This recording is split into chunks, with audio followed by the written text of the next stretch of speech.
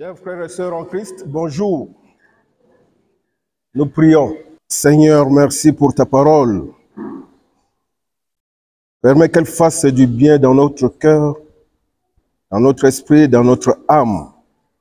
Et permets que nous lui obéissions selon ce que toi tu veux. Dispose nos cœurs.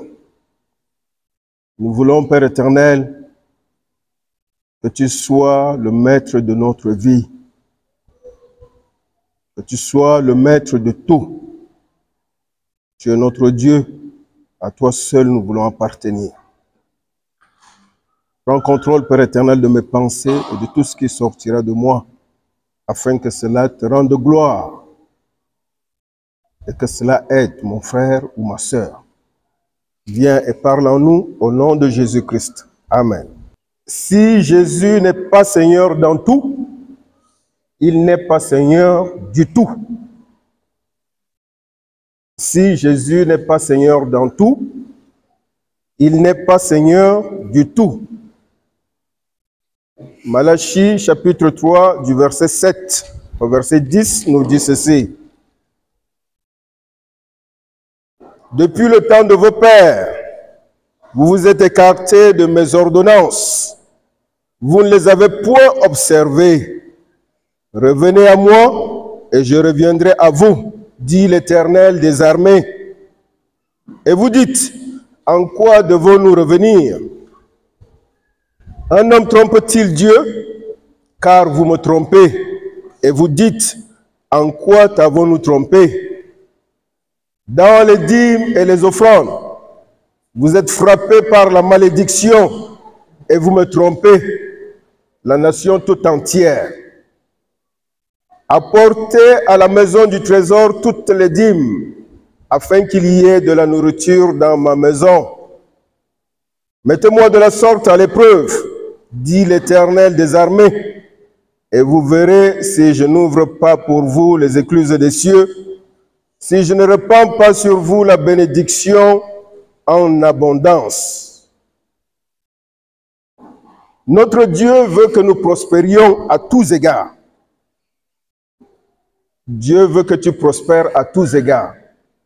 Et le secret de la prospérité, c'est de payer sa dîme.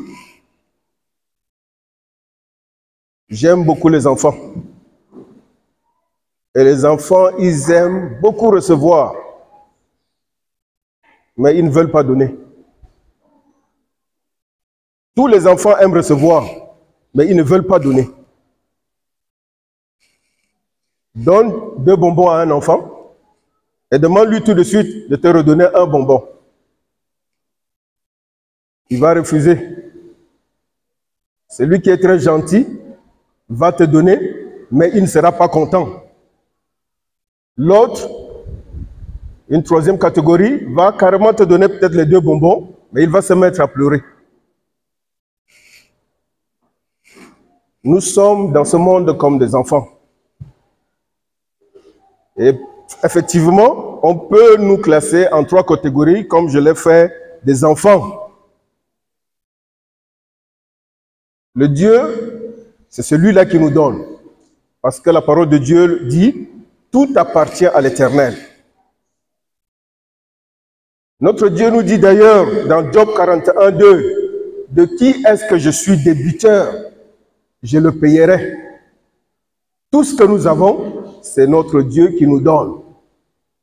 Mais si je te posais la question tout de suite, à quand remonte la dernière fois que tu as payé ta dîme à l'Éternel notre Dieu? Ou alors, quel genre de dîme est-ce que tu as donné à l'Éternel? Il en est de même des offrandes et des dons que nous faisons. C'est un sujet qui divise tellement parce que nous ne voulons pas ce qui sort de notre poche. Nous voulons juste ce qui entre dans la poche. La dîme, beaucoup de gens vont dire que c'est l'Ancien Testament, c'est la loi de Moïse, mais c'est faux. Abraham, qui était avant Moïse, a parlé de la dîme et a payé sa dîme à Melchisedec, qui représentait Dieu, qui représentait Jésus. La dîme n'est pas la loi ancienne, mais la dîme est une prescription divine. C'est une prescription de Dieu. C'est une ordonnance que Dieu a donnée pour ses enfants. La nouvelle alliance n'est pas venue abolir la loi, plutôt la compléter. Et en plus, la nouvelle alliance n'est pas venue abolir la dîme. Je vais vous le prouver aujourd'hui dans Matthieu 23, verset 23, et je vais faire la lecture ici pour nous.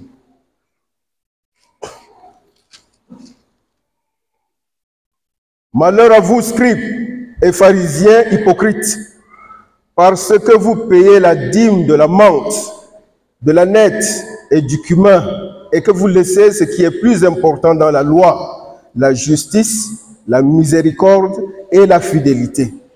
C'est là ce qu'il fallait pratiquer sans négliger les autres choses. Sans négliger les autres choses, il parle justement de la dîme. Nous sommes dans le Nouveau Testament, le premier livre du Nouveau Testament, Matthieu 23, 23. Il dit, c'est là ce qu'il fallait pratiquer, la justice, la miséricorde et la fidélité, sans négliger les autres choses. Donc la dîme n'a jamais été abolie. Pourquoi donner la dîme? La dîme sert à proclamer que Dieu est vivant. Toutes les fois que nous donnons la dîme, nous sommes en train de dire que Dieu vit. La dîme est une prescription, comme je l'ai dit tantôt. Nous apportons la dîme dans la maison de Dieu pour qu'il y ait la nourriture dans la maison de l'Éternel. Parce qu'il disait à Israël, apportez la dîme pour qu'il y ait la nourriture en abondance dans ma maison. Nous apportons la dîme pour qu'il y ait à manger dans la maison de l'Éternel, pour qu'il y ait de l'argent. Nous payons la dîme pour que ceux qui travaillent à plein temps dans les églises soient payés, soient nourris, soient vêtus. Nous payons la dîme pour être bénis par Dieu. Parce qu'il dit dans Malachie, mettez-moi de la sorte à l'épreuve, et vous verrez si je n'ouvre pas sur vous les écluses des cieux. Mais la plus grande raison pour les matures spirituels, c'est que nous payons la dîme parce que Dieu nous a sauvés, parce qu'il nous aime, parce qu'il nous a bénis. C'est pour cela que nous payons la dîme. À ta manière de donner la dîme, on peut comprendre, on peut mesurer exactement le niveau de foi que tu as.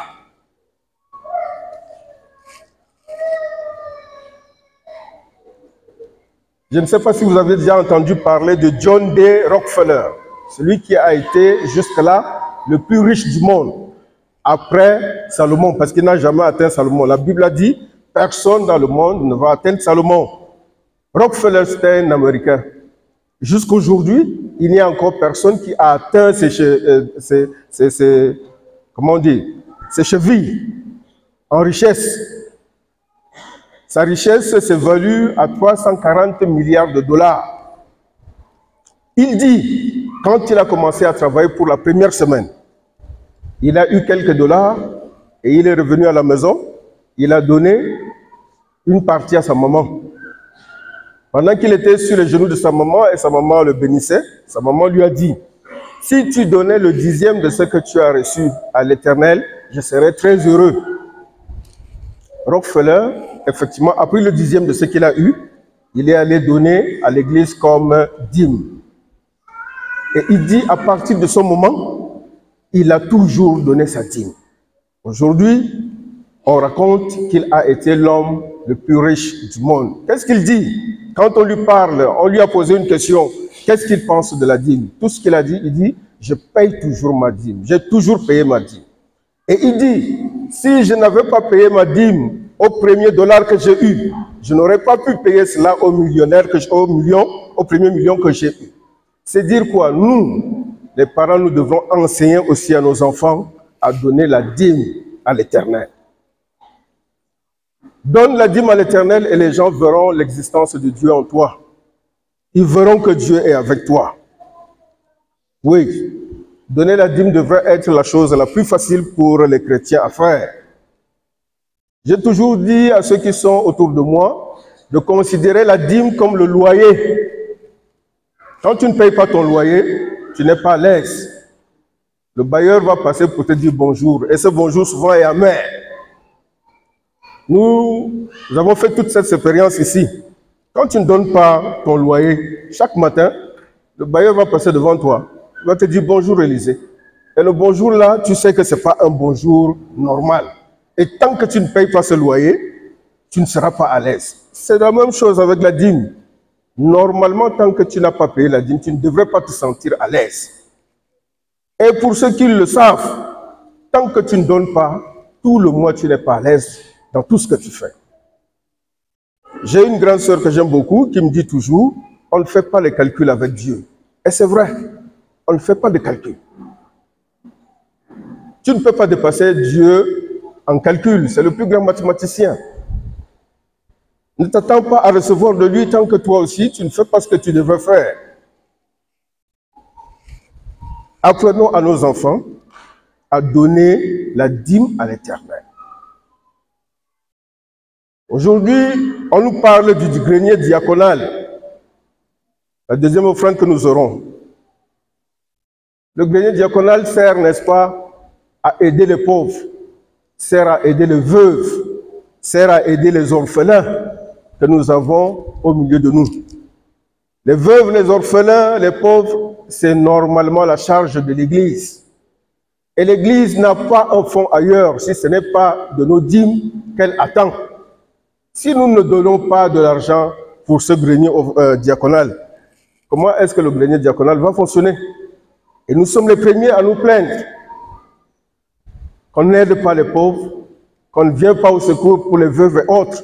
Mais si toi tu ne donnes pas de l'argent, comment est-ce que tu veux que ces pauvres soient aidés? Nous sommes les premiers aussi à nous plaindre.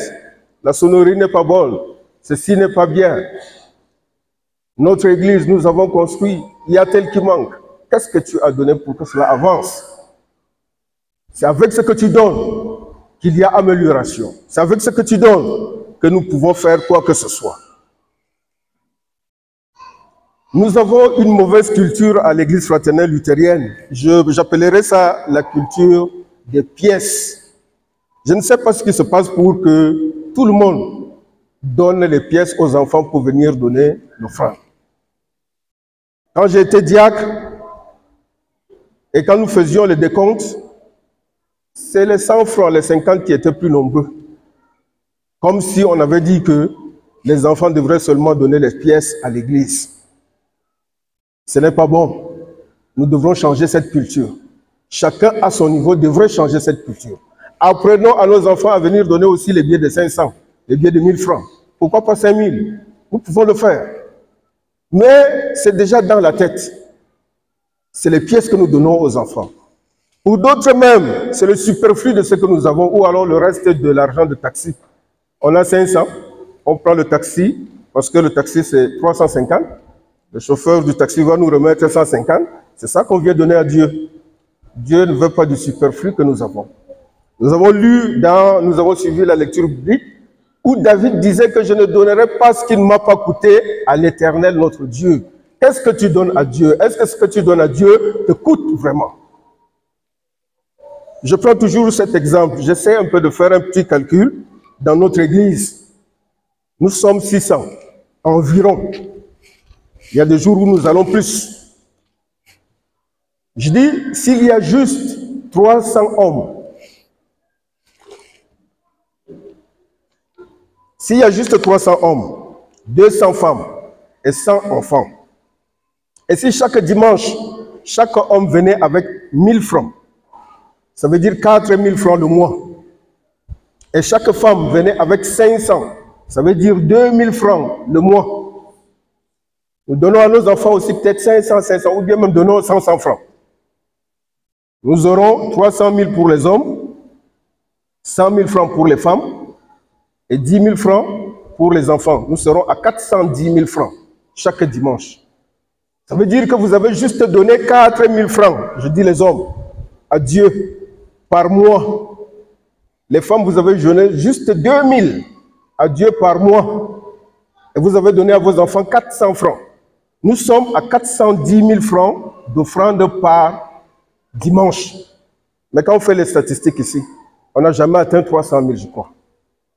Est-ce que ce n'est pas une honte pour nous? Combien est-ce que nous donnons?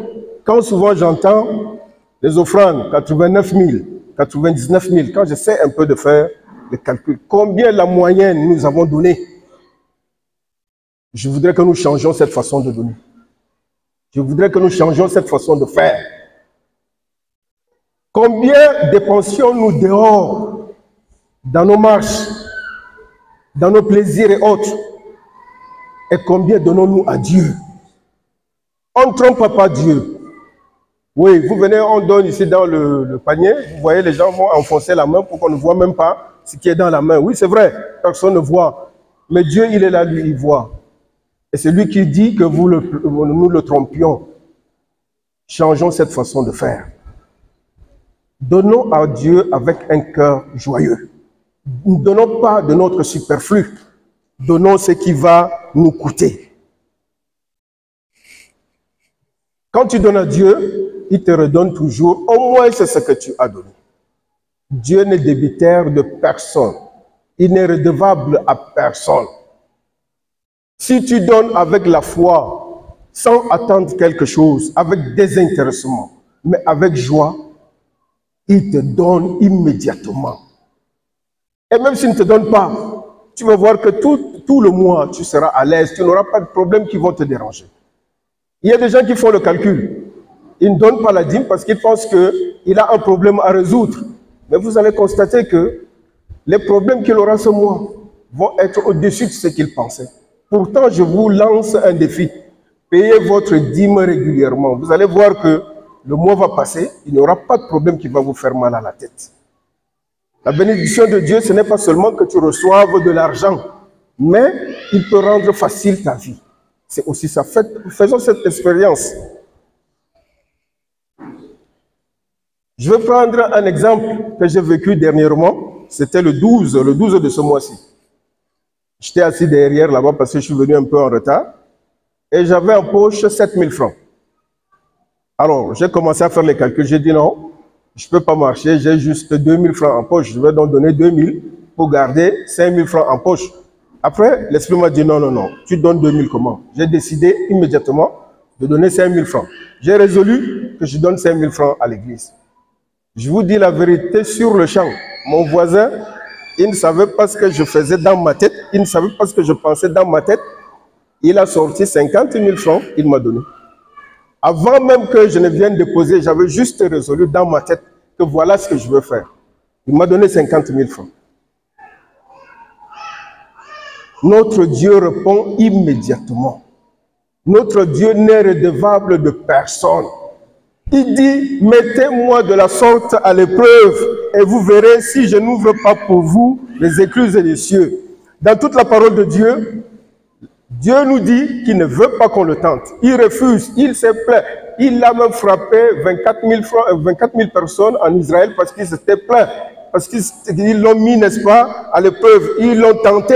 Mais pour une seule fois dans la Bible, il dit, parlant de la dîme, que mettez-moi de la sorte à l'épreuve et vous verrez si je n'ouvre pas pour vous les écluses des cieux, si je ne vous bénis pas en abondance. Pourquoi ne pas essayer?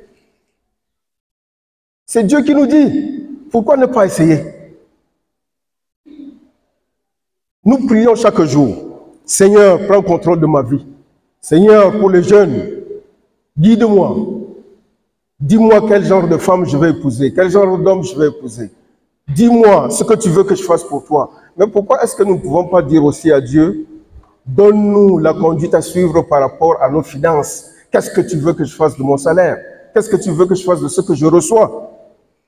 Si Jésus n'est pas Seigneur dans tout, c'est qu'il n'est pas Seigneur du tout. Si nous demandons à Jésus d'être le Seigneur de toute notre vie, c'est inclus nos finances. Si la parole de Dieu te touche, il doit toucher aussi ta poche, il doit aussi toucher tes finances. Qu'est-ce que tu donnes à l'Éternel, notre Dieu, comme offrande, comme don? Nous avons lu ici, la parole de Dieu dit que dans les derniers temps, les moments seront difficiles. Dans les derniers jours, les temps seront difficiles. Il y aura des hommes égoïstes, des gens qui aiment l'argent, des cupides et autres. Mais si nous lisons bien, on dit les temps seront difficiles car les hommes seront égoïstes. Il y a car là, la conjonction de coordination qui lit ces deux phrases. Les temps seront difficiles parce que les hommes seront égoïstes, amoureux de l'argent, cupides et autres. Ça veut dire quoi? Ça veut dire que c'est nous qui sommes égoïstes. C'est nous qui ne voulons pas aider. C'est nous qui ne voulons pas donner la dîme et autres. C'est nous qui rendons les temps difficiles les derniers jours. Lisez la parole de Dieu. Allez-y doucement, vous allez comprendre ce que je dis. Il dit les temps seront difficiles les derniers jours car les hommes seront égoïstes.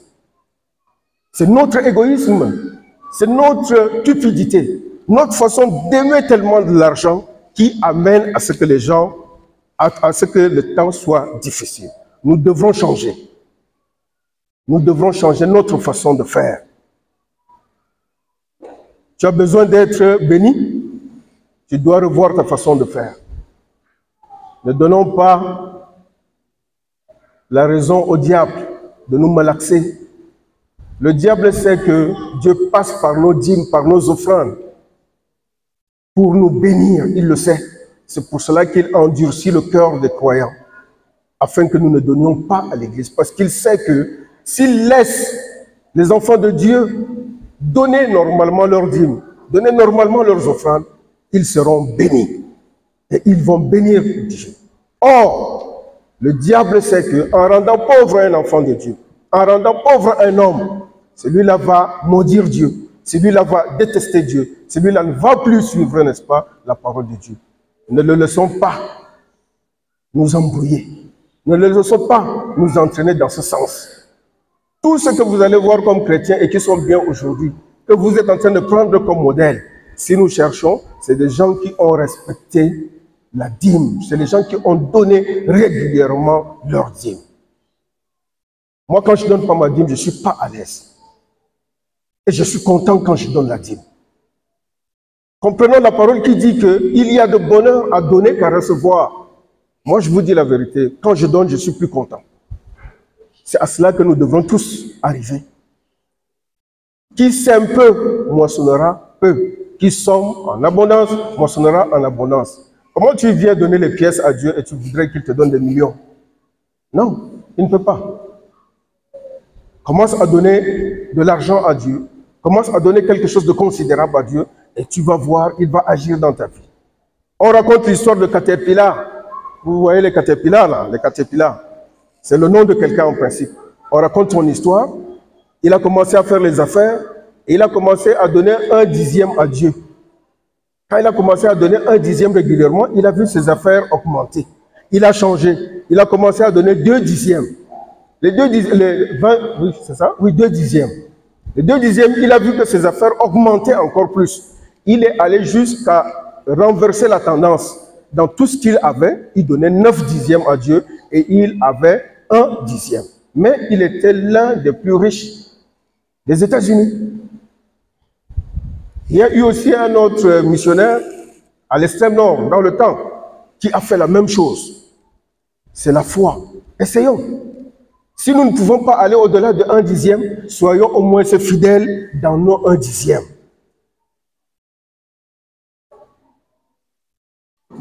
La parole de Dieu dit dans Proverbe 11:24, tel qui donne libéralement devient plus riche, mais celui qui épargne à l'excès ne fait que s'appauvrir. Quand nous voyons ces jours-ci, de nos temps, il est difficile que tu ailles vers quelqu'un, tu lui demandes 10 000 francs et qu'il te donne. Ce n'est pas parce qu'il n'a pas, mais c'est parce que les gens se soucient plus de leur futur, de leur investissement, de ce qu'ils sont en train de faire. Les pauvres avec qui nous sommes, ils devraient aller où? Nous, à qui Dieu nous a donné de l'argent, c'est pour aider ceux qui sont autour de nous et qui manquent de quoi, n'est-ce pas, survivre à leurs besoins.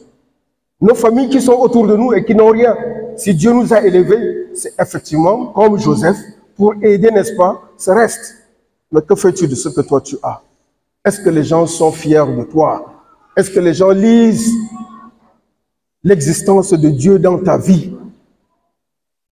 Beaucoup de gens parmi nous, ils sont pieux. Quand tu les vois, tu peux affirmer que celui-ci vraiment c'est un enfant de Dieu. Celle-là c'est un enfant de Dieu. Ils font tout ce que Dieu demande, mais dans les finances, ils sont durs, ils sont égoïstes. Ce n'est pas l'Esprit de Dieu, c'est le diable. Essayons de dépasser cela. La parole de Dieu dit dans Matthieu 6, 33, « Cherchez premièrement le royaume et la justice des cieux, et toutes ces choses vous seront données par-dessus. » C'est la foi qui nous manque. Hein? Dieu nous a tout donné. Il a tout prévu pour ses enfants. Il n'a pas prévu que nous souffrions.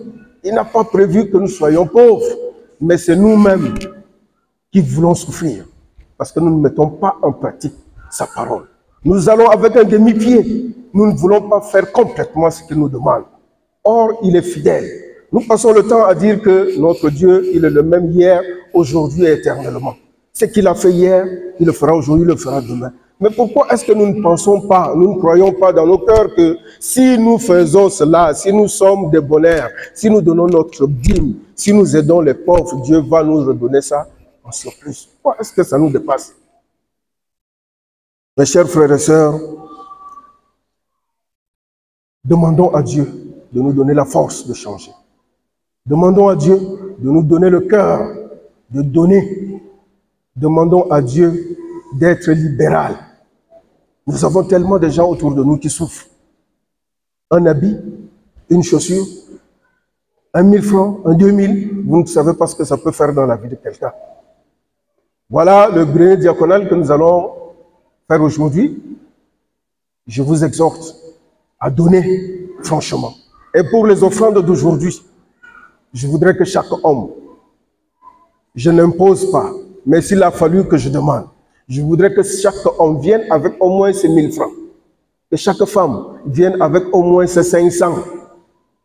Et nous allons voir la semaine prochaine, le dimanche prochain, quand on fera les statistiques, nous allons suivre ce que ça va donner. Nous sommes 600. Nous avons les offrandes de 80 000. Ce n'est pas bon. Parce que dans les offrandes, il y a des gens qui donnent 10 000. Il y a plusieurs qui donnent 10 000, qui donnent 5 000. Nous, le reste, nous donnons combien?